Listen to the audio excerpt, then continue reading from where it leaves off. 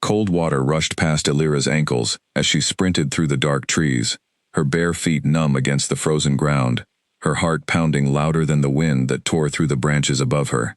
Behind her, heavy footsteps crashed through the underbrush, closer with every second, and she knew that if she stopped even once, everything her father had left her would be gone forever. She had been asleep only minutes earlier, curled beneath a thin blanket in the small wooden cabin at the edge of Thornwell Forest, when the sound of splintering wood had ripped her from her dreams. 3 shapes had broken through her door before she could even rise, their eyes glowing amber in the darkness, their intentions clear the moment she saw the empty sheath in the hands of the tallest one. They were not ordinary bandits. They moved with purpose, searching every corner of her small home, as though they already knew exactly what they wanted. The sword, her father's sword. It had hung above the hearth for 3 years, wrapped in a plain cloth so that no one passing by would guess what it truly was. To anyone else, it might have looked like an old, forgotten blade, the kind a farmer might use to clear brush. But Elira knew every curve of its hilt, every mark etched into its steel, because she had watched her father forge it with his own hands during the final months before his death. It was the last thing he had ever made, and it carried a secret that could undo the lie that had destroyed her family. When the strangers found it above the hearth, Elira did not think. She grabbed it before they could, feeling the familiar weight settle into her palm, and ran out into the night before they could block the door. The cold air had hit her like a wall, stealing the breath from her lungs, but she had not stopped moving. She had lived at the edge of this forest long enough to know its paths even in darkness, and she used that knowledge now, weaving between trees, ducking under fallen branches, praying that her pursuers would lose her trail. They did not lose her. If anything, they seemed to gain ground, their long strides eating up the distance between them, far faster than her smaller frame could manage. She could hear one of them calling to the others, his voice sharp with irritation, telling them not to let the Omega escape with what she carried. The word Omega, spoken like an insult, sent a fresh jolt of anger through her chest, momentarily overpowering her fear. She had heard that word thrown at her all her life, as though it meant she was worth less than anyone else, as though it excused whatever cruelty someone wished to commit against her. She would not let them win, not tonight, not with the one piece of her father that remained. Elira had been only 16 when the soldiers came for Edwin Hale, the finest bladesmith the kingdom had ever known. She remembered every detail of that morning with painful clarity. The sound of boots on the frozen path outside their home, the way her father's face had gone pale when he saw the royal seal on the arresting officer's coat, the way he had knelt down and gripped her shoulders and told her, in a voice far too calm for the situation, that she needed to be brave. He had been accused of selling secrets to a rival kingdom, of using his skill to forge weapons for enemies of the crown. It was a lie so absurd that Elira had laughed when she first heard it, certain that someone would come to their senses and release him within days. No one came to their senses. Within a month, her father was gone, executed for a crime everyone in their village knew he had never committed. Elira never learned who had spread the false accusations, only that someone with enough influence in the royal court had wanted her father silenced, and had used the kingdom's own laws to do it. After his death, she was cast out from the pack that had sheltered her family for generations, her father's name treated as something shameful, something to be scrubbed from memory. She had built a new life alone, at the edge of Thornwell Forest, far from anyone who might recognize her, keeping only 2 things from her old life: her father's sword, and the belief that one day the truth would come out. Now, 3 years later, someone had finally come to take even that last piece of him away. Her lungs burned as she pushed herself faster, the cold air scraping against her throat with every breath. The forest floor was uneven beneath her bare feet, littered with roots and stones that bit into her skin, but she barely registered the pain. All she could think about was the sword clutched against her chest and the men closing in behind her. She broke through a line of trees and found herself at the top of a steep slope, the ground falling away toward the sound of rushing water below. A creek, swollen with the melting ice of early spring, churned through a narrow ravine at the bottom of the hill. Elira hesitated for only a moment before she began her descent, half running and half sliding down the slope, using the roots of nearby trees to keep herself from tumbling completely out of control. Behind her, one of her pursuers shouted for the others to spread out, to cut her off before she could cross the water. She did not look back to see how close they had gotten. She simply ran, her bare feet finding purchase on wet stone as she reached the bottom of the ravine, the freezing spray of the creek already soaking through her thin nightclothes. She had almost made it to the far bank when a hand closed around her arm and yanked her backward. She twisted instinctively, refusing to let go of the sword even as she stumbled, and the sudden motion was enough to break her attacker's grip. But the momentum threw her off balance, and her foot slipped on a mossy stone at the edge of the water. The sword left her hands as she fell, spinning through the air, before disappearing beneath the dark surface of the creek, with barely a splash. Illyra hit the water a moment later, gasping as the cold shocked every nerve in her body, the current immediately tugging at her clothes and hair. She scrambled to find her footing, her hands searching blindly beneath the surface, ignoring the way her fingers had already begun to go numb. Her pursuers reached the bank above her, shouting to one another as they tried to determine the fastest way down. Illyra knew she had only seconds before they closed the distance, but she could not make herself leave without the sword. It was not just a weapon, it was proof. Somewhere inside that hilt, hidden in a place only she and her father had ever known about, lay a secret that could someday clear his name. She was not about to let 3 strangers take that from her, no matter what it cost. Her fingers brushed against something solid beneath the water, and she lunged for it, ignoring the way the cold had begun to steal the strength from her limbs. She closed her hand around the hilt just as one of the men reached the edge of the creek, his boots splashing into the shallows only a few feet away from her. Illyra pulled the sword free from the water and turned to face him, her body shaking uncontrollably from the cold, her bare feet unable to find solid ground on the slick stones beneath her. She did not have the strength left to run, and she knew it. But she would not simply hand over what remained of her father's memory without a fight. The man took another step toward her, his expression unreadable in the darkness, and Illyra raised the sword with both hands, though her arms trembled from exhaustion and cold. For a moment, neither of them moved. The creek roared around them, indifferent to the standoff taking place within its icy current, and Illyra felt the strange, distant thought rise in her mind that this might be the last decision she ever made. Then, from somewhere above the ravine, came the sound of many horses, moving fast, and the sharp call of a horn that seemed to freeze her pursuers in place far more effectively than anything she could have done herself. The man in front of her turned his head sharply toward the sound, his companions doing the same from higher up the slope. Illyra could see the uncertainty ripple through them, the sudden realization that whatever they had planned for this night was now in danger of being interrupted by something far more powerful than themselves. She did not know who was approaching, only that her pursuers seemed genuinely afraid of finding out. The horn sounded again, closer this time, followed by the unmistakable rhythm of hooves pounding against frozen earth.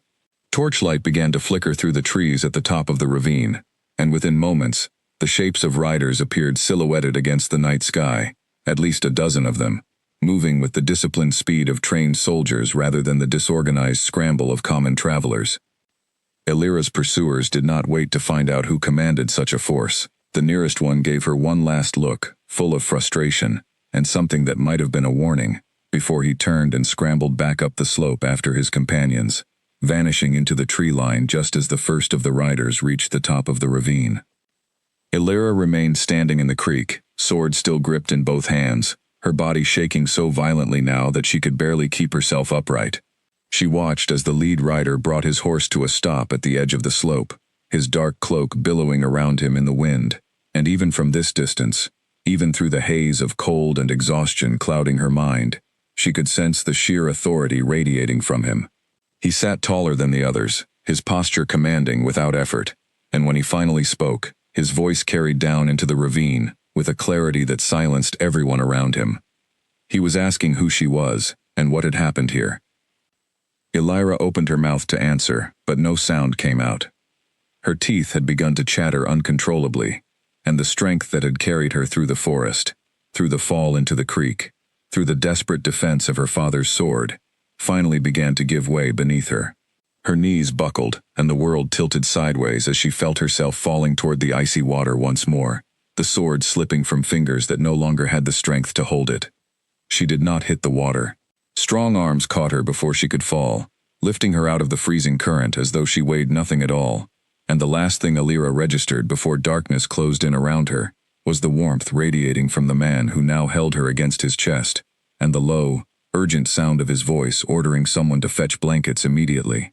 Somewhere in the fog of her fading consciousness, Illyra realized she still had not let go of the sword. Even as her mind slipped away, her fingers remained locked around the hilt, refusing to release the one piece of her father that had survived the night.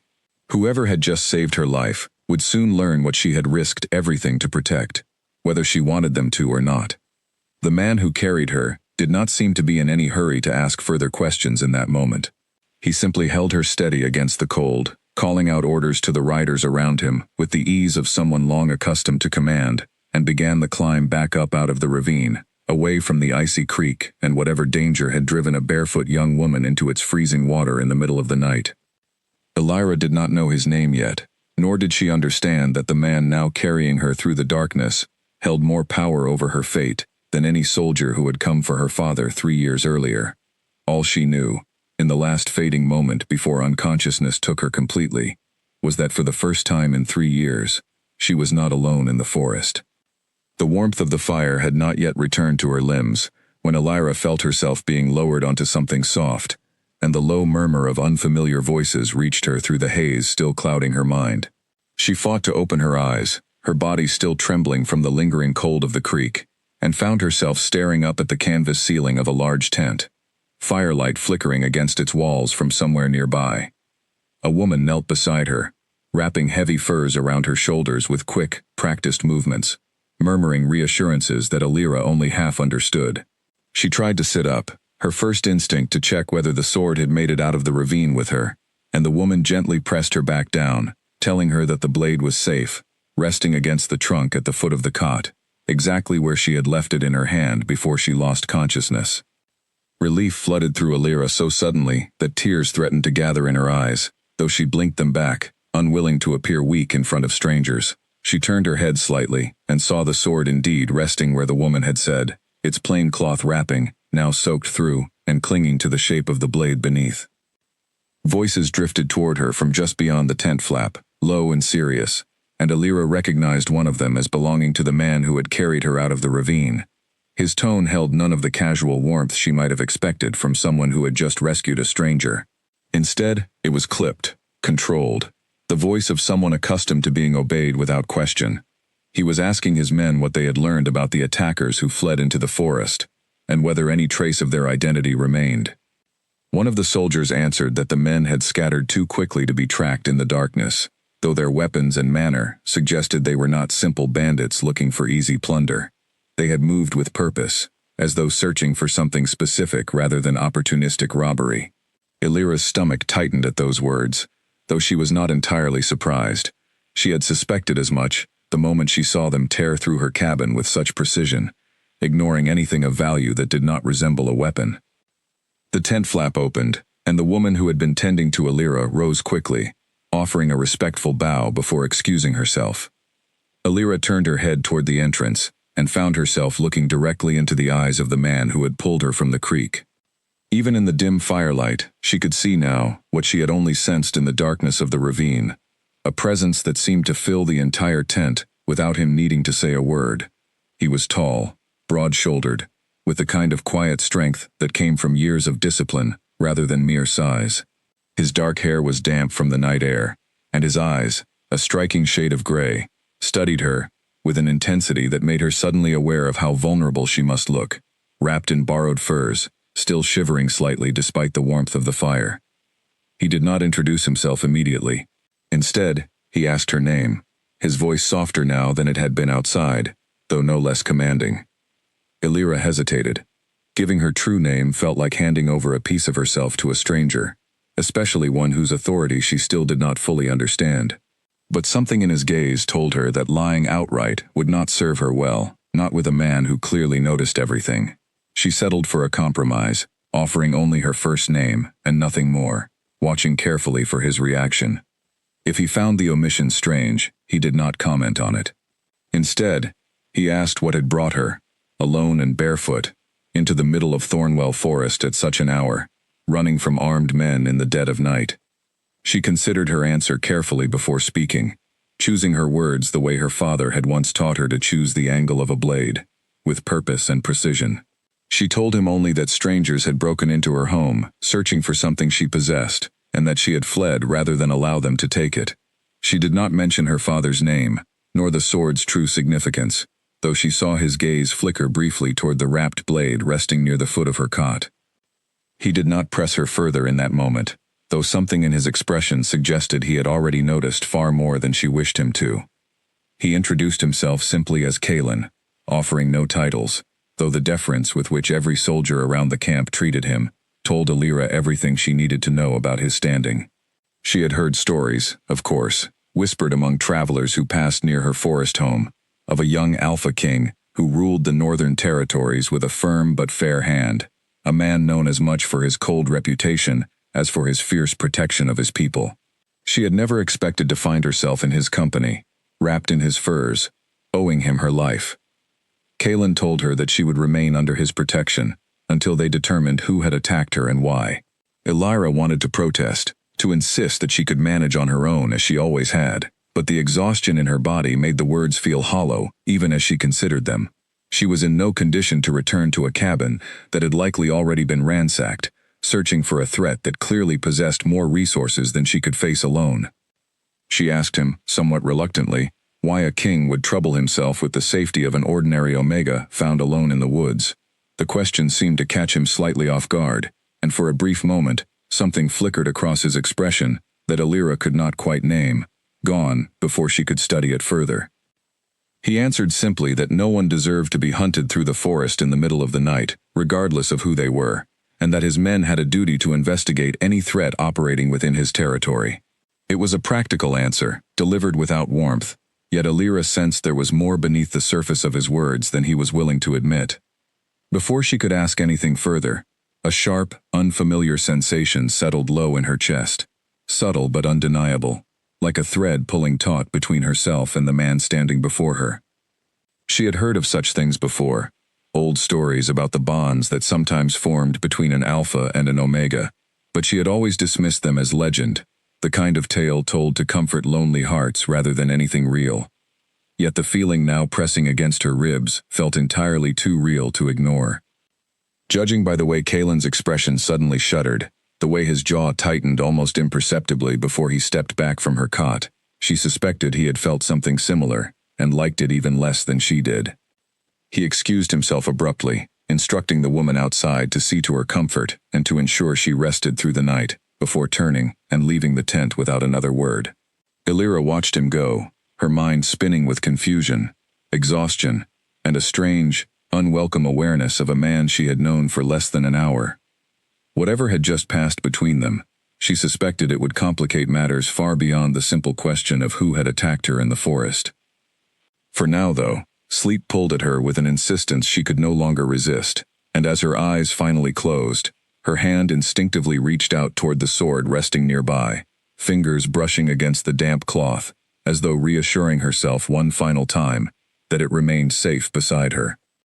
Outside the tent, in the cold northern night, King Kalen stood staring into the darkness of Thornwell Forest, his thoughts far louder than the wind moving through the trees around him. He had sworn, after the betrayal that had once shattered his trust in the bond between an Alpha and an Omega, that he would never again allow himself to feel what he had just felt inside that tent. Yet standing there, with the memory of a barefoot stranger clutching a mysterious sword still fresh in his mind, he found himself questioning a vow he had believed unbreakable only hours earlier.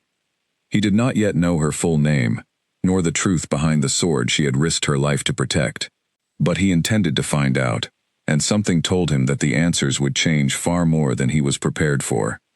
Morning arrived with a pale gray light filtering through the canvas walls of the tent, and Alira woke to the sound of horses being readied outside, the camp already stirring with quiet, efficient activity. Her body still ached from the previous night's ordeal, but the numbing cold had finally receded, replaced by the dull soreness of muscles pushed beyond their limits. She sat up slowly, relieved to find the sword still resting exactly where it had been left, its cloth wrapping now dry. The woman from the night before returned shortly after, introducing herself this time as Nessa, and helping Alira into a set of warm, practical clothing, far better suited to travel than the thin nightclothes she had fled her cabin in. Nessa moved with a brisk efficiency that suggested long experience serving within a royal household, yet her manner remained kind, even curious, as she asked Alira gentle questions about herself that Alira answered as vaguely as she dared. When Alira finally emerged from the tent, the camp greeted her with the organized chaos of an army preparing to move, soldiers packing supplies, horses being saddled, tents being folded away with practiced speed. She spotted Kalen near the center of the activity, speaking quietly, with a broad-shouldered man whose weathered face and confident bearing suggested he served as Kalen's second-in-command. When Kalen noticed her approach, he ended his conversation and turned to face her directly, his expression carefully neutral, though Alira thought she detected a flicker of something more complicated beneath the surface. He informed her that his men had searched the area surrounding the creek at first light and found her cabin, exactly as she described, torn apart by intruders who had left no trace of their identity behind. He asked whether she had anywhere else to go, any family or pack who might take her in while the matter was investigated further. Alira's chest tightened at the question, old grief rising unbidden at the mention of family she no longer had. She told him simply that she had no one, that she had lived alone at the forest's edge for the past 3 years, and left it at that, unwilling to explain further in front of the gathered soldiers. Kalen studied her for a long moment, before making a decision that seemed to surprise even himself. He announced that she would accompany his party back to the palace, where she could remain under proper protection, while his men continued investigating the attack. Alira opened her mouth to object, uncertain she wanted to place herself so deeply within the reach of royal authority, especially given her father's history with the crown. But something in Kalen's expression told her the decision had already been made, and arguing would accomplish little beyond wasting time they did not have. She asked, with as much dignity as she could summon, whether she had any real choice in the matter. Kalen's answer was blunt, but not unkind. Whoever had attacked her clearly possessed resources and organization far beyond a simple band of thieves, and until they understood the full scope of the threat, he had no intention of leaving her unprotected in the middle of the forest. It was, he explained, a matter of duty rather than personal interest, though Alira noticed the way his gaze lingered on her a fraction too long as he said it. With little other option available to her, Alira agreed to accompany the party back to the palace, the sword secured carefully across her lap, as she was helped onto a horse beside Nessa. As the camp finished breaking down, and the long line of riders began moving through the forest, Alira found herself glancing repeatedly toward the front of the procession, where Kalen rode with the easy confidence of a man born to lead, and wondered exactly what she had gotten herself into by surviving the night before. The journey to the palace would take the better part of 2 days, winding through territory Alira had never before had reason to explore, and with every mile that passed, she felt the weight of her father's secret pressing more heavily against her thoughts. She had spent 3 years hiding from the world, protecting the last piece of his legacy from anyone who might wish to destroy it completely. Now, whether by chance or by some design she did not yet understand, she was riding directly into the heart of the kingdom that had condemned him, under the protection of the very crown responsible for his death. She glanced down at the sword resting across her lap, running her fingers lightly over the worn cloth, and made a silent promise to the memory of her father that she would guard his secret a little longer, at least until she understood exactly who around her could be trusted, and who might prove as dangerous as the men who had chased her into the icy creek the night before. Ahead of her, Kalen rode in silence, his own thoughts equally troubled, though for reasons Alira could not yet begin to guess. Neither of them spoke of the strange pull that had passed between them inside the tent, though both carried its weight throughout the long ride ahead, uncertain what it might mean for either of their carefully guarded hearts. The palace rose out of the northern hills like something carved from the mountain itself, its towers pale against the gray winter sky, and Alira felt her stomach twist into knots the moment its gates came into view. She had never in her life expected to pass through those walls, especially not as a guest, under the protection of the very king whose crown had condemned her father. Yet here she was, riding beside Nessa with her father's sword balanced carefully across her lap, watching the massive iron gates swing open to admit Kalen's returning party. Inside the walls, the palace grounds bustled with more activity than Alira had ever witnessed in one place, servants hurrying between buildings, soldiers drilling in a distant courtyard, nobles moving in small groups with the unhurried confidence of people who had never once worried about where their next meal would come from. Illyra kept her eyes forward, aware of the curious glances thrown her way, as word spread quickly that the king had returned with an unfamiliar guest. Kaelin dismounted near the main entrance and issued a series of quiet instructions to the soldiers around him before turning his attention back to Illyra. He explained that she would be given quarters within the eastern wing, close enough to the main hall that she would be easily protected, yet private enough that she could rest undisturbed, while his investigators continued searching for information about her attackers. He added, almost as an afterthought, that she was to keep the sword with her at all times, and that no one within the palace was to be told its significance until they understood more about why it had been targeted. Illyra appreciated his caution, though she wondered privately just how much he suspected already. He had studied the blade briefly the night before, his gaze lingering on its hilt, with something that looked distinctly like professional curiosity, rather than simple interest. She resolved to be more careful about how she handled it in his presence, at least until she understood exactly what kind of man wore the crown of the kingdom that had destroyed her family. Nessa led her through winding corridors decorated with tapestries, depicting the kingdom's long history, past guards who nodded respectfully as they passed, until they reached a modest but comfortable chamber near the end of a quiet hallway. A fire already burned in the hearth, and fresh clothing had been laid out across the bed, along with a simple meal that made Illyra's stomach growl the moment she caught its scent. Nessa fussed over her for a while longer, insisting she eat and rest before anyone expected anything further of her, and Illyra found herself grateful for the woman's easy kindness, in a place that otherwise felt overwhelming in its unfamiliarity. Once Nessa finally left her alone, Illyra sat on the edge of the bed and allowed herself, for the first time since the attack, to simply breathe. She unwrapped the sword carefully, laying it across her knees, and studied the hilt in the firelight. Hidden beneath a small, nearly invisible seam, near the base of the grip, lay her father's final testimony, a thin strip of parchment rolled tightly and sealed with wax, naming the true source of the false accusations that had led to his execution. She had never dared to remove it, not even to confirm it still remained intact, fearing that opening the hilt might somehow damage the fragile evidence hidden within. For 3 years, it had been enough simply to know it was there, a quiet promise that someday, somehow, the truth would find its way into the light. Now, surrounded by the very walls that had condemned her father, she wondered if that day might finally be approaching, and whether she possessed the courage to see it through. A soft knock interrupted her thoughts, and she quickly wrapped the sword again before answering. A young servant informed her that the king wished to speak with her once she had rested, whenever she felt ready, and Illyra found herself both anxious and strangely eager at the prospect of seeing him again, an eagerness she immediately tried to dismiss as simple curiosity about a man who held such influence over her current circumstances. She took her time preparing herself, changing into the clean clothing Nessa had provided, and eating the meal left for her, before finally making her way toward the main hall, under the guidance of a quiet, polite guard. As she walked, she caught snippets of conversation from passing servants and nobles, curious whispers about the mysterious woman the king had brought back from his hunting expedition, though none of them seemed to know anything beyond the fact that she had arrived barefoot and clutching an old sword. She found Kaelin in a smaller study, rather than the grand throne room she had expected, seated behind a heavy wooden desk covered in maps and papers, his broad-shouldered second-in-command standing nearby, arms crossed as he reviewed a document held between them. Both men looked up when she entered, and Kaelin rose immediately, gesturing for her to take the seat across from his desk. He introduced his companion as Bram, a man who had served as his second since before Kaelin had ever taken the throne, and whose loyalty, Kaelin assured her, extended fully to anyone under his personal protection.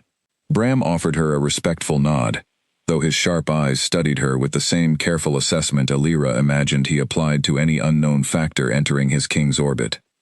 Kaelin wasted little time on pleasantries before addressing the matter at hand. His men had discovered nothing further about the identity of her attackers, though the weapons and equipment recovered from the ambush site suggested professional training, rather than desperate opportunism.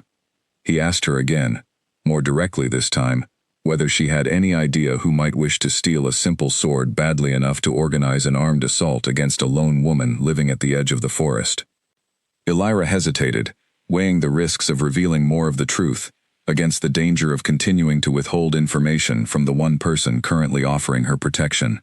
She glanced briefly at Bram, before deciding that whatever she told Kalen, his second would likely learn eventually regardless. She admitted, carefully choosing her words, that the sword had once belonged to her father, and that its craftsmanship might be recognizable to anyone familiar with fine blades. She did not yet mention his name, nor the true nature of his death, unwilling to reveal everything until she understood more about where Kalen's loyalties truly lay. Kalen's expression sharpened slightly at her admission, and he asked to see the blade again, more closely than he had been able to examine it in the darkness of the previous night. Illyra hesitated only a moment before unwrapping it and placing it carefully on the desk between them. He lifted it with the reverent care of someone who genuinely understood the craft, turning it slowly in the firelight, his fingers tracing the subtle patterns worked into the steel near the blade's edge. Bram leaned in as well, his earlier wariness replaced by evident professional interest. After a long moment of silence, Kalen looked up at her with an expression that made Illyra's pulse quicken with sudden apprehension. He told her, quietly, that he had seen this particular style of work only once before, many years earlier, crafted by a bladesmith whose skill had been unmatched throughout the entire kingdom. A man, he continued, watching her closely as he spoke, who had been executed for treason 3 years prior, under circumstances that Kalen himself had always found somewhat difficult to fully believe. Illyra's breath caught in her throat. She had not expected him to recognize her father's work so quickly, nor had she expected the flicker of genuine doubt she now saw in his expression regarding the official story of her father's crime. She remained silent, uncertain how much to reveal, watching him carefully for any sign of the anger or suspicion she had feared such a revelation might provoke. Instead, Kalen set the sword down gently and asked, in a voice far softer than she had yet heard from him, whether her father had been Edwin Hale, the royal bladesmith once celebrated throughout the kingdom for his craft. Illyra found herself nodding, before she could decide whether doing so was wise, tears unexpectedly gathering at the corners of her eyes, as she heard her father's name spoken aloud by someone who did not immediately treat it as something shameful. The silence that followed stretched long enough that Bram eventually excused himself quietly from the room, leaving Illyra alone, with the king whose crown had, 3 years earlier, ordered her father's death. She braced herself for whatever reaction might come next, uncertain whether she had just made the gravest mistake of her life by revealing the truth, or whether she had finally found the first person in 3 years willing to question the official story that had destroyed everything she once held dear.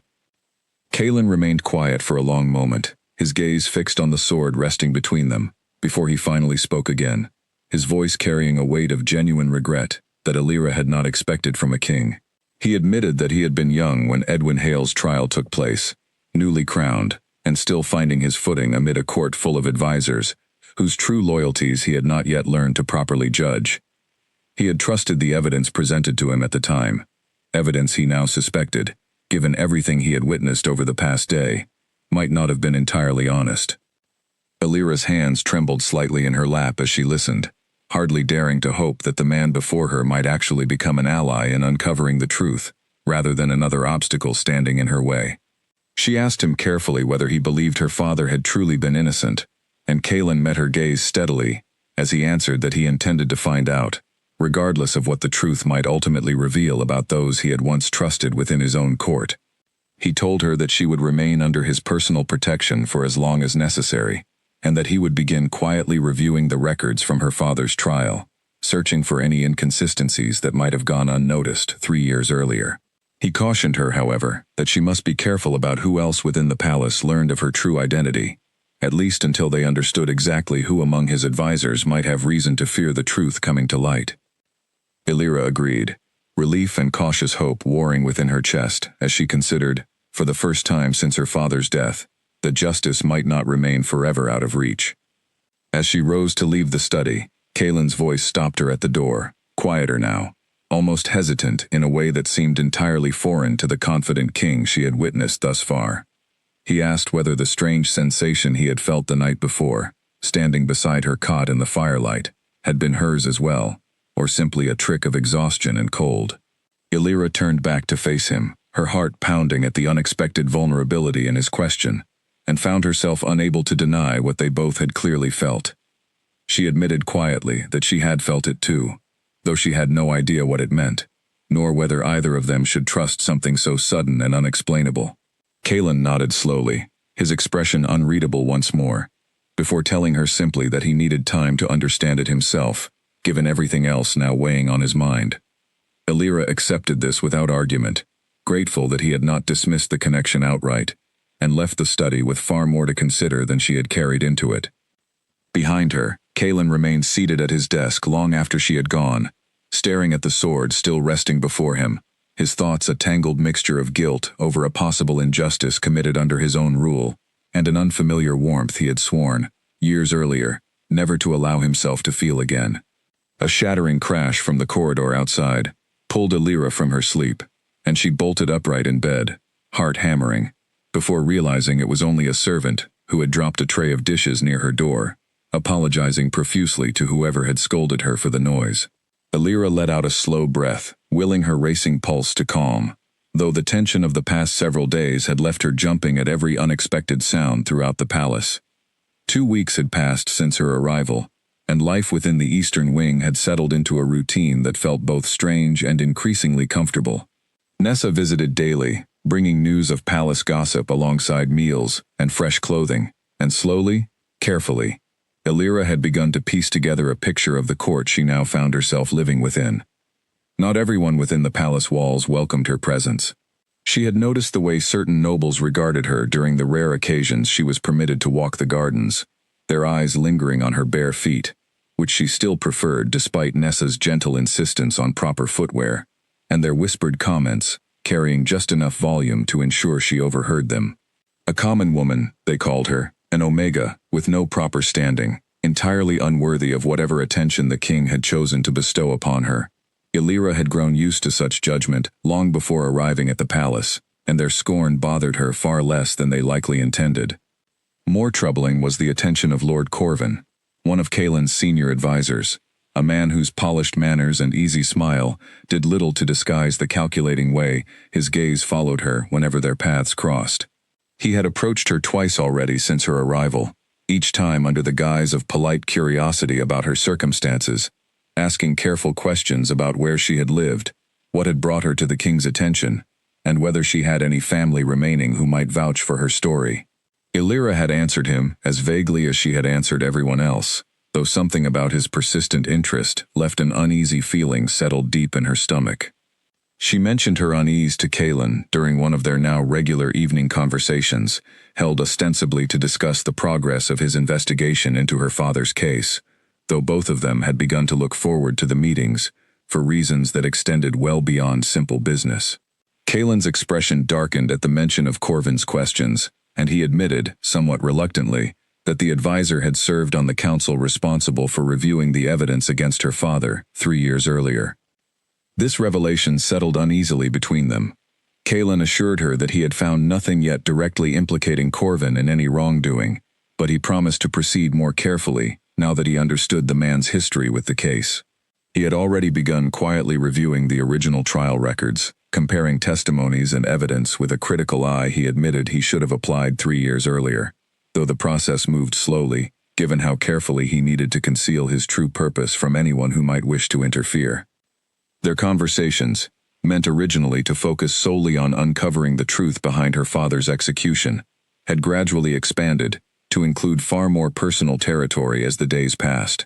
Illyra found herself telling Kalen stories about her childhood, about watching her father work at his forge late into the night,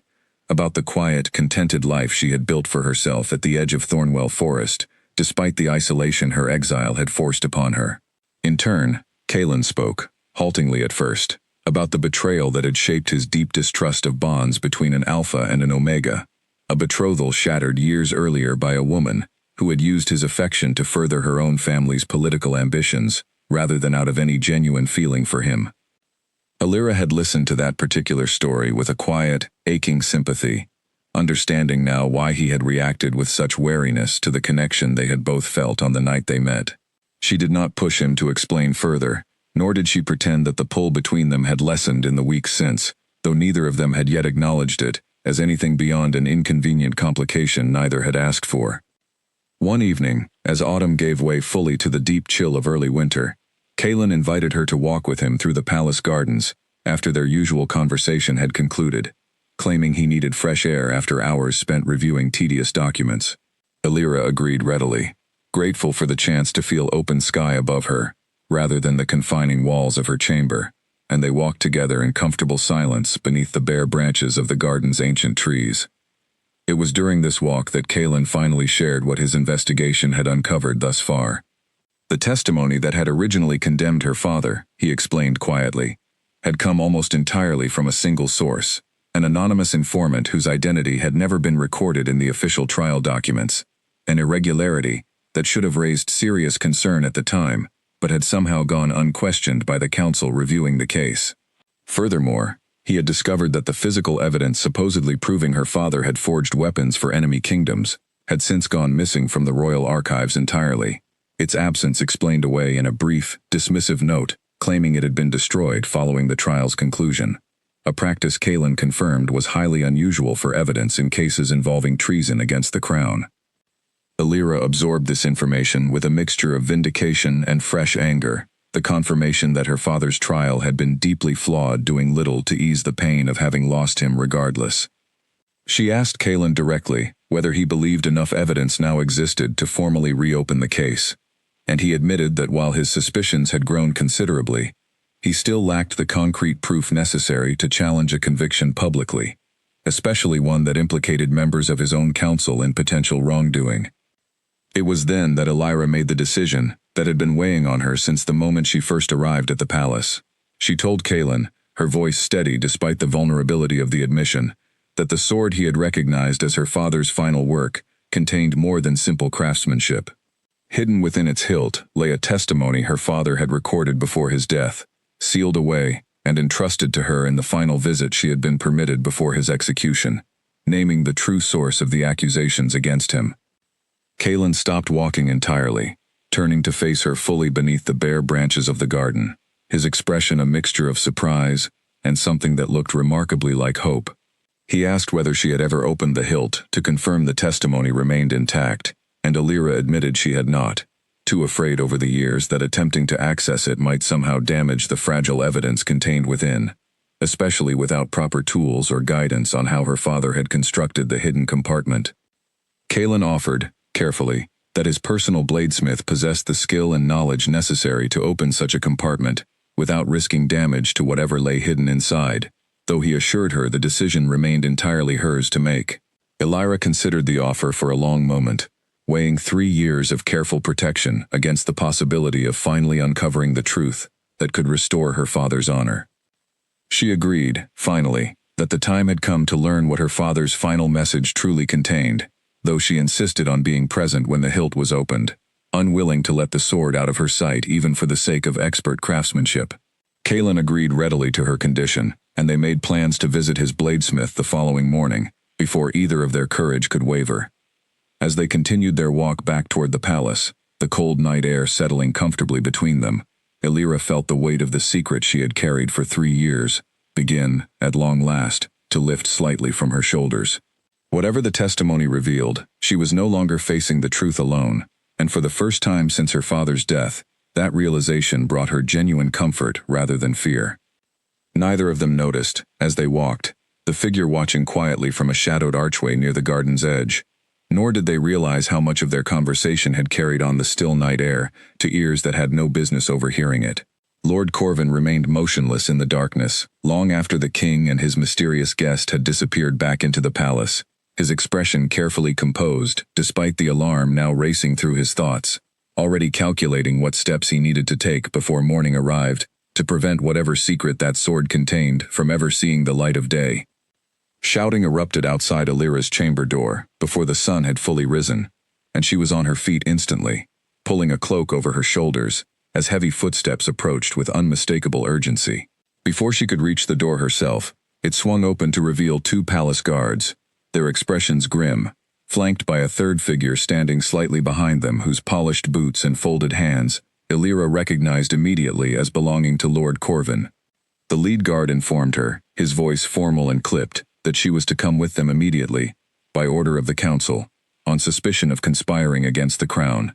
Illyra's heart dropped into her stomach as she stared at them in disbelief, certain she had misheard, until Corvin stepped forward with an expression of practiced sympathy that did nothing to hide the satisfaction gleaming behind his eyes. He explained, with a tone that suggested he took no pleasure in the accusation, despite every indication to the contrary, that evidence had come to light overnight proving her true identity as the daughter of the traitor Edwin Hale, and further suggesting that she had infiltrated the palace under false pretenses with the intention of avenging her father by bringing harm to the king himself.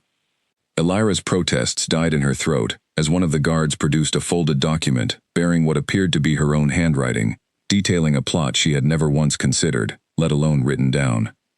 She insisted desperately that the letter was a forgery, that she had come to the palace only after being rescued from an unprovoked attack,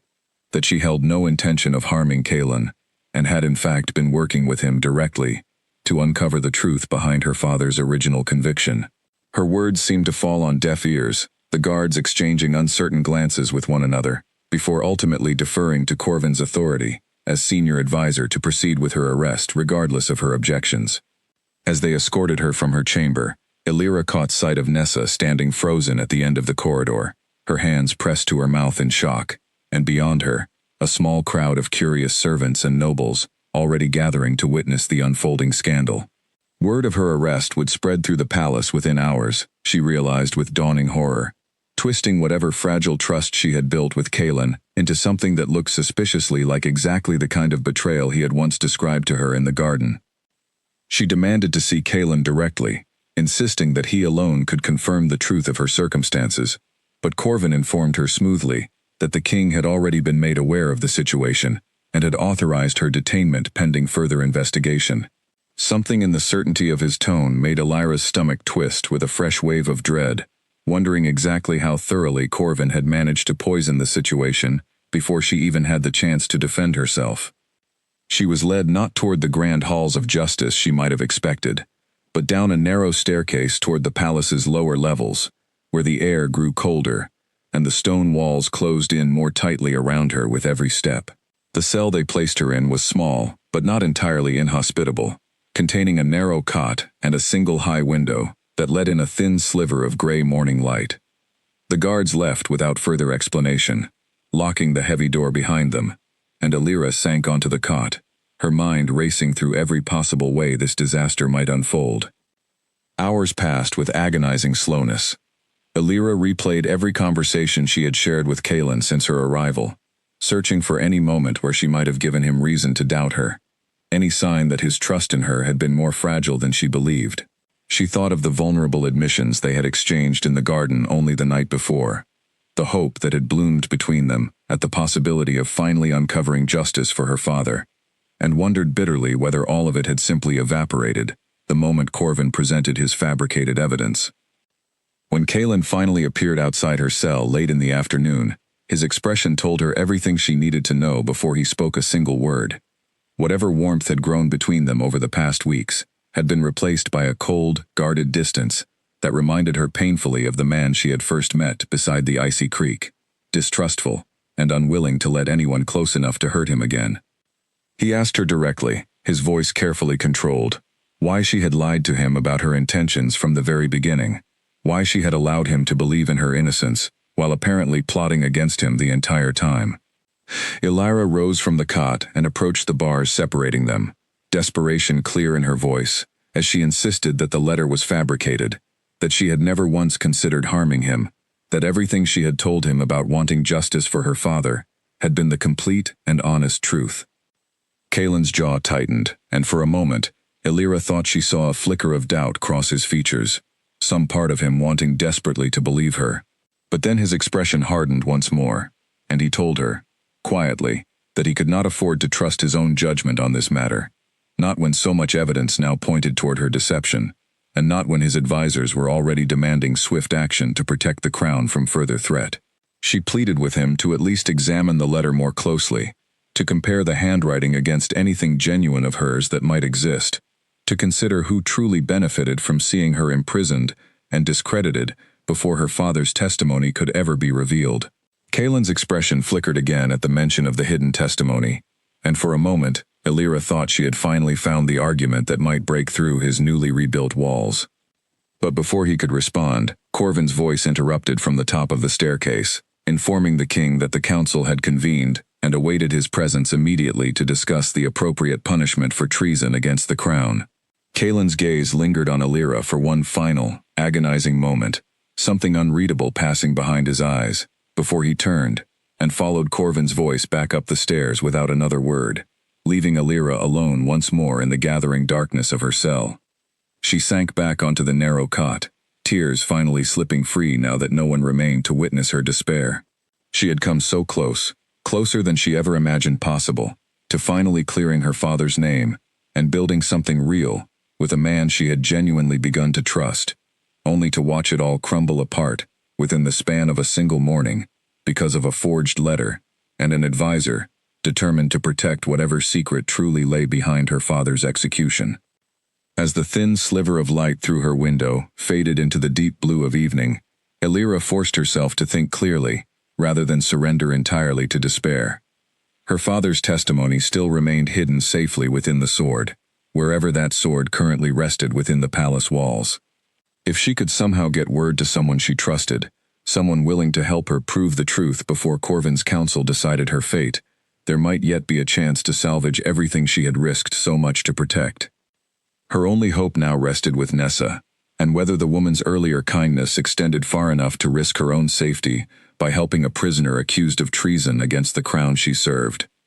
A soft scrape against the cell door pulled Illyra from a restless, shallow sleep, and she sat up sharply, watching as the heavy lock clicked open far more quietly than she expected from the guards who had escorted her down earlier that day. Nessa slipped inside, a single candle cupped in her hand, her expression a tight mixture of fear and determination, as she pressed a finger to her lips before Illyra could speak. Nessa whispered that she had only a few minutes before the night guard returned from his rounds, and that she had come the moment she managed to slip away from her duties, unable to simply stand by while someone she believed innocent faced punishment for a crime Nessa herself did not believe she had committed. Illyra felt a rush of gratitude so overwhelming it nearly stole her voice entirely, and she quickly explained what she needed, praying that Nessa's courage extended far enough to help.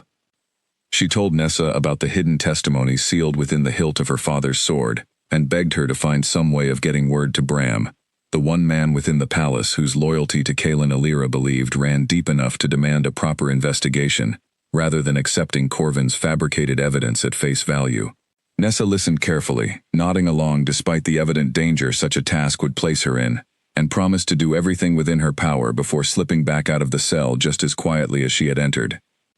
The following hours passed in an agony of uncertainty for Illyra, each creak of the old palace settling around her sending fresh waves of fear through her chest, uncertain whether Nessa had been discovered, whether Bram would believe such an unlikely story, whether any of it would matter before the council reached whatever decision they intended regarding her fate. She paced the small confines of her cell until her legs ached, then sat and stared at the high window until the black of night began, ever so slowly, to soften toward gray morning light. Just as exhaustion finally threatened to pull her back into uneasy sleep,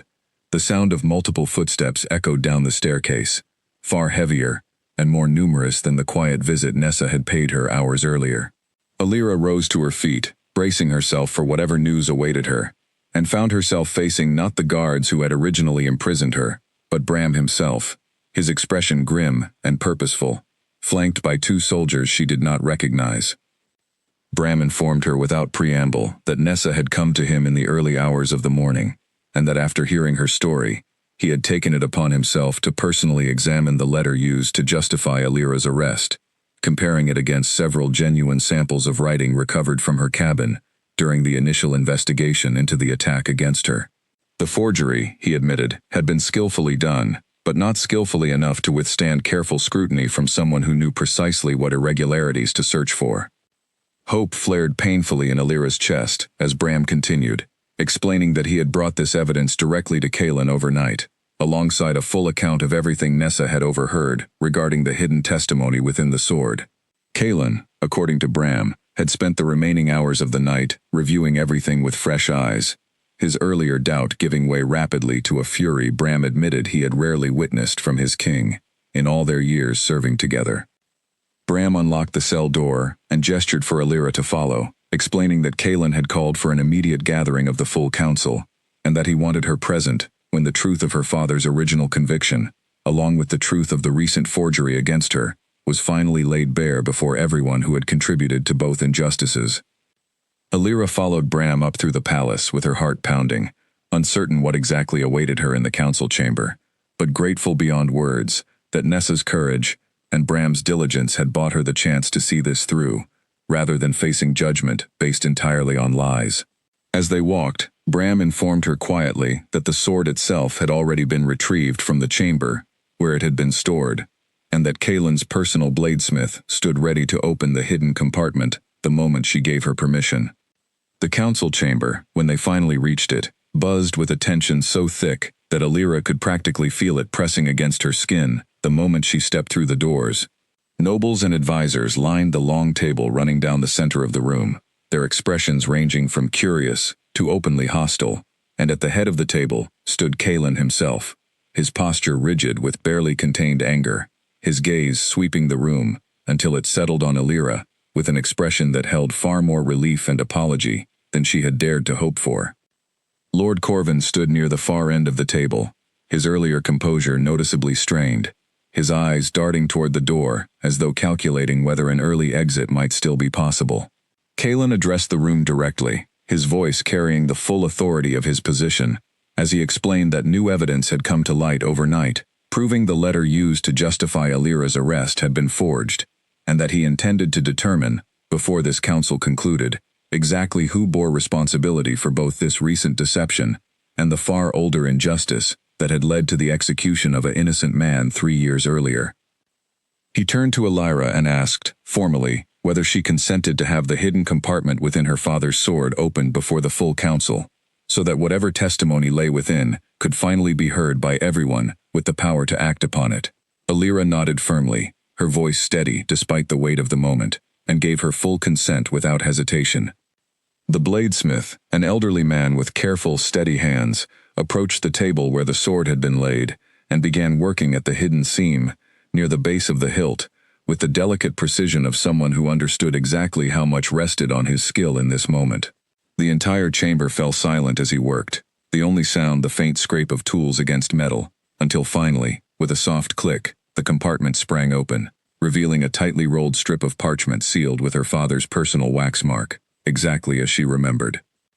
Kaelin lifted it carefully, breaking the seal with visible reverence, and unrolled the parchment before beginning to read its contents aloud to the assembled council. Edwin Hale's final words, recorded in the days before his execution, named clearly and without any ambiguity the true source of the accusations that had condemned him.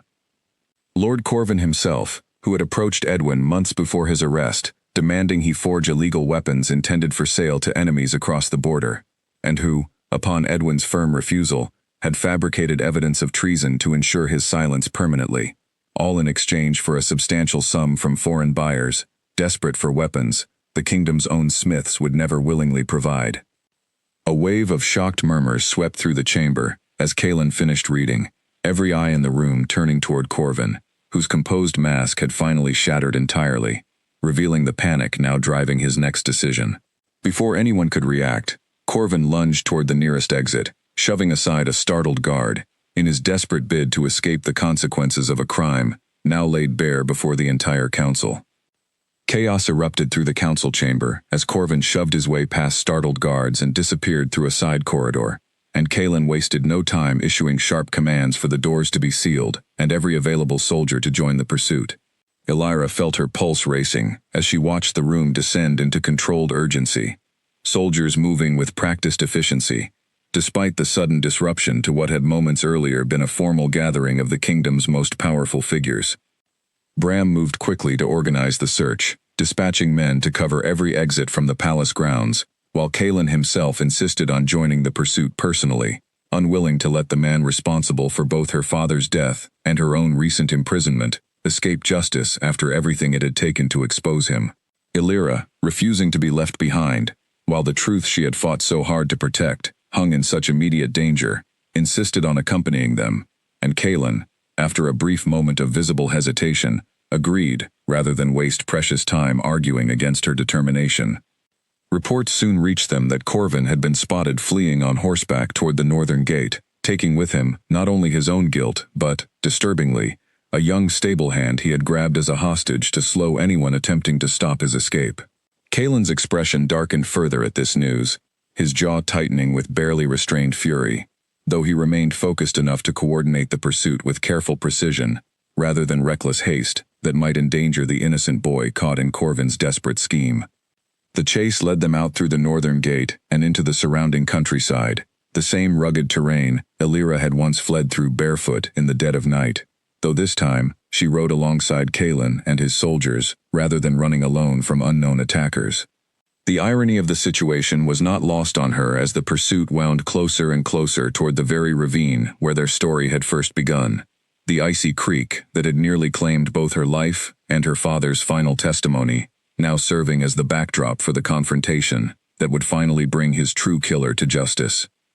Corvin, perhaps recognizing the terrain as familiar ground where he might lose his pursuers among the trees and rocky slopes, drove his horse hard toward the ravine, the terrified stable hand still held roughly against him.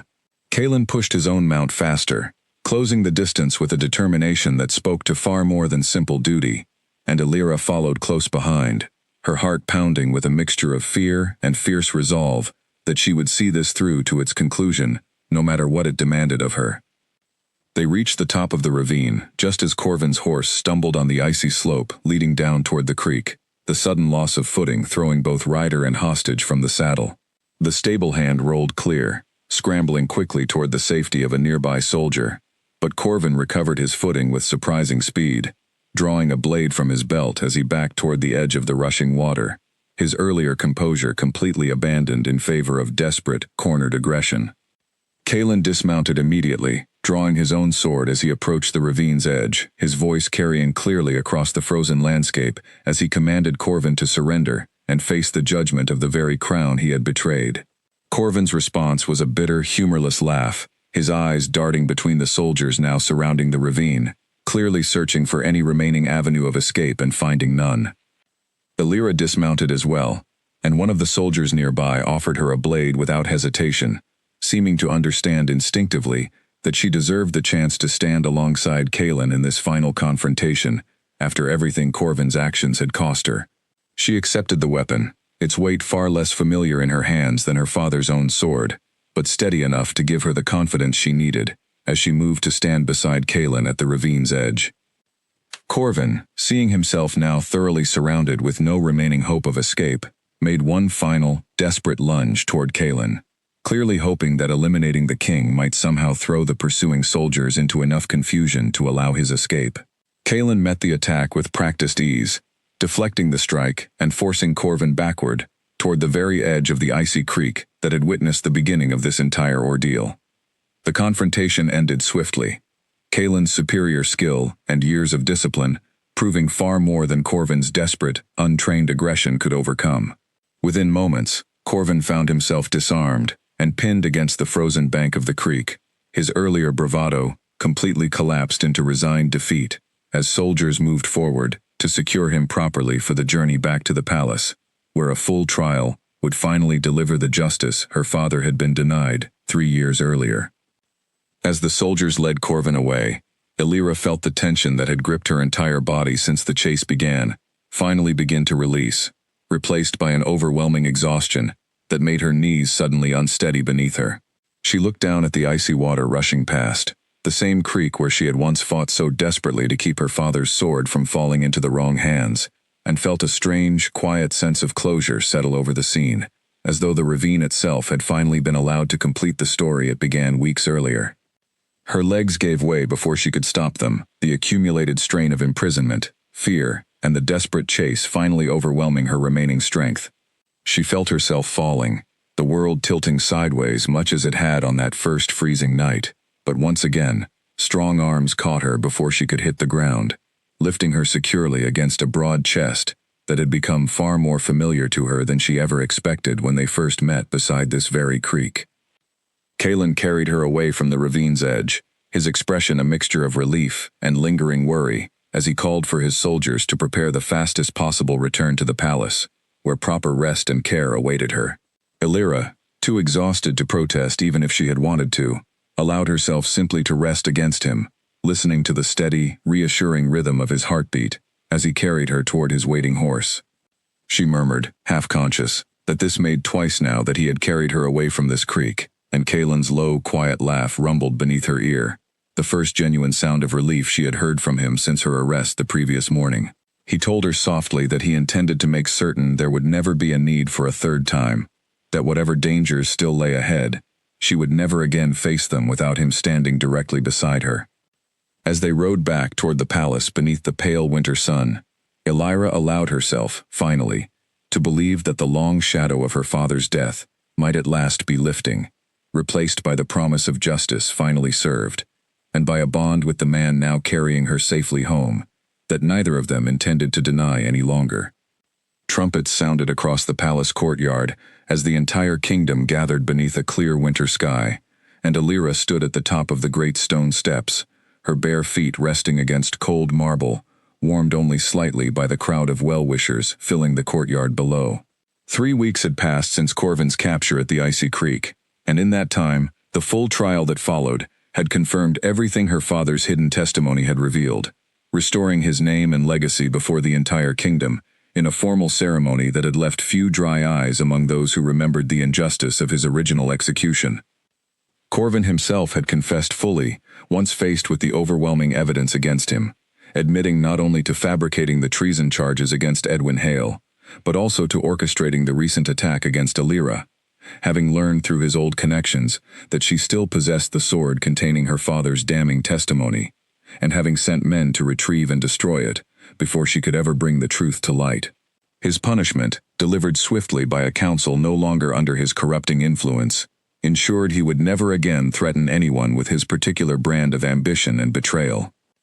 In the weeks following his father's posthumous pardon, Kaelin had taken it upon himself to see Illyra formally recognized, not merely as an innocent survivor of terrible circumstances, but as someone whose skill and character deserved genuine standing within his kingdom. He had appointed her, with the full support of his newly reformed council, as the royal bladesmith, a position left vacant since her father's death, and one she had proven, through careful demonstration of skills passed down from Edwin himself, entirely capable of filling with distinction.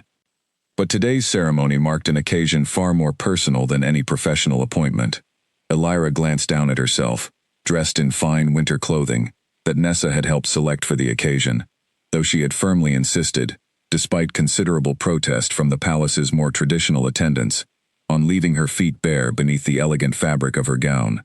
It felt right, somehow, to greet this moment exactly as she had greeted the night that changed everything, grounded and unadorned, true to the woman who had waded barefoot into freezing water, rather than surrender what mattered most to her.